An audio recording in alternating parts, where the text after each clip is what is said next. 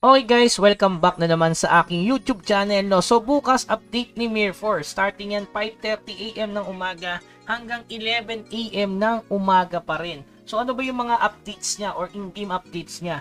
Ayang ring rings 28 days check-in. So maganda din to guys kasi parang pamalit siya. Sana gawin nilang monthly para sobrang solid. Dahil event to siguro hindi nila gagawin kasi sobrang daming reward. Ayan. Dapat guys kompleto to. Okay? Kailangan 28 days kayong magche-check-in para makakuha kayo ng Summon Epic Spirit Stone. So, Sure Ball Epic na guys. Ayan, kapag 28 days cumulative. Okay?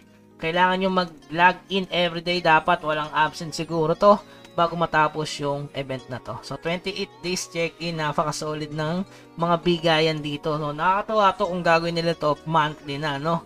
Tapos magdagdag sila ng another event para masaya ang lahat. Okay?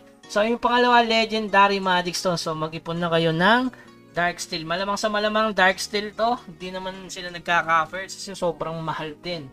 So, sana Dark Steel. Tapos 30M. Napakamura na ng Dark Steel ngayon eh. So, yan. May Legendary Magic Stone event.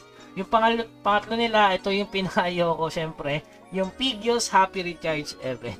So, yan. Kailangan mong gumastos para makakuha ka ng Legendary Mystical Peace Coffer.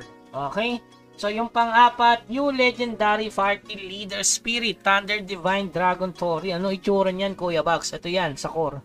Okay, nilabas to nung April 25. So, may bago dito yung Octopus eh. Susunod dito ng Legendary yung Octopus. Ayan. Ano ba bigay niyan?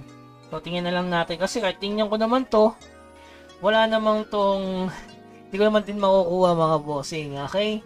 So, kung makakuha ko niyan, di swerte. Kung hindi, talagang ganon at minalas. Okay, so yun lang update ni Mir 4. So, ito lang yung pinaka-solid syempre. Tsaka yung Legendary Magic Stone event.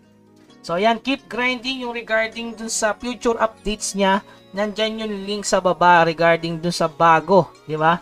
Yung may ability, guys. Panoorin nyo na lang yung link sa baba. Okay, so yun lamang, guys. Keep grinding. Kailangan na nating lumevel kasi malapit na tayong emerge sa core version. Okay, so yun lamang guys, hanggang sa muli, paalam.